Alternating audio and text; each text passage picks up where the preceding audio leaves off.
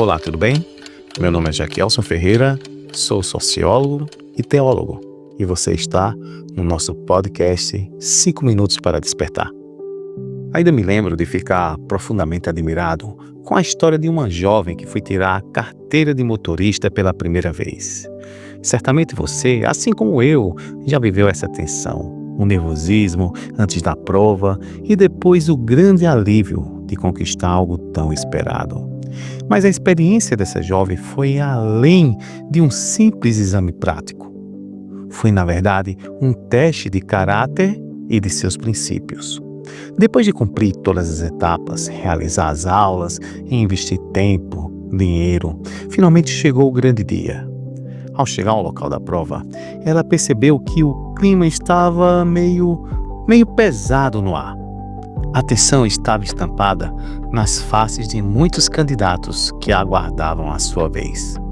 De repente, pouco antes de ser chamada, alguém se aproximou e lhe fez uma proposta estranha, no mínimo suspeita.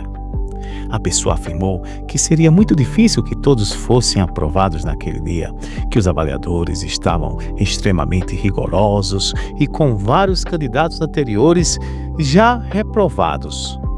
Em seguida, veio a insinuação. Caso ela estivesse disposta a entregar uma certa quantia em dinheiro, talvez as coisas pudessem se tornar mais fáceis para ela.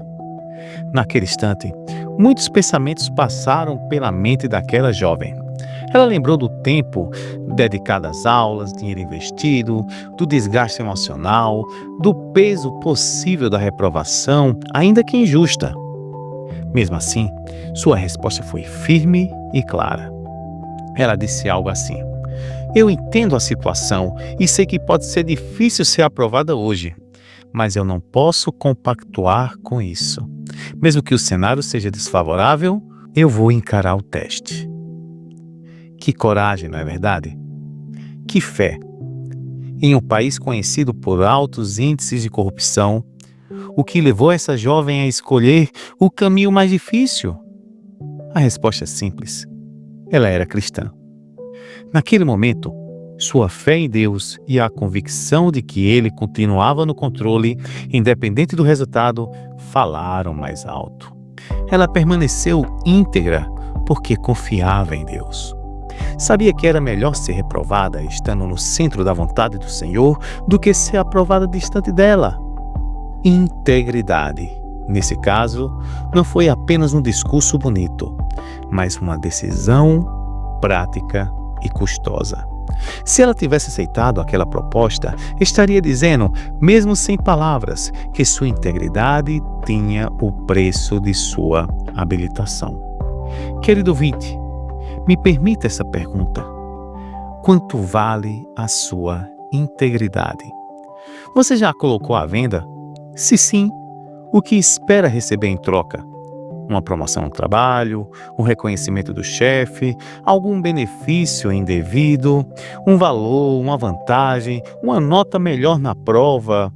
A verdade é que vivemos em meio a uma epidemia de desonestidade que tem varrido o nosso mundo. O mais preocupante é reconhecer que esse problema não atinge apenas os que não creem, mas muitos crentes também acabam se deixando envolver por esse pecado que silenciosamente se enrosca nos pés e os faz tropeçar.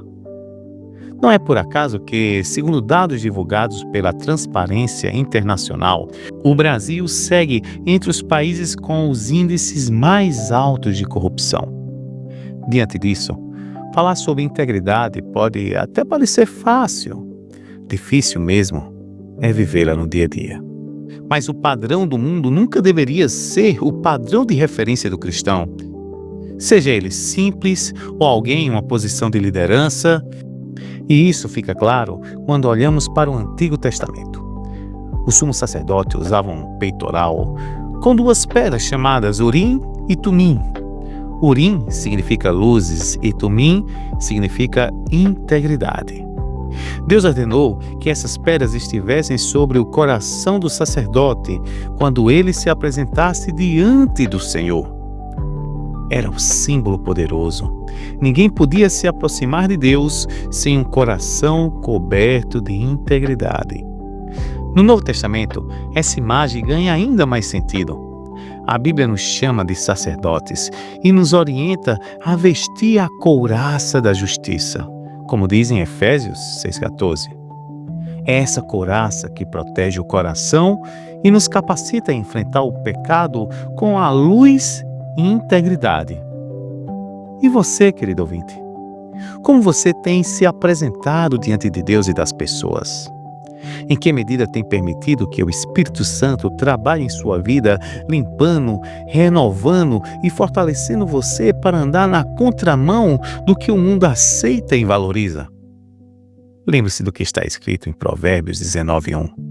Melhor é o pobre que anda na sua integridade do que o perverso de lábios e tolos. Essa era uma lição que aquela jovem conhecia muito bem. E para concluir essa história, vale a pena dizer, no final de tudo, aquela jovem foi aprovada no teste prático e tornou-se um excelente motorista.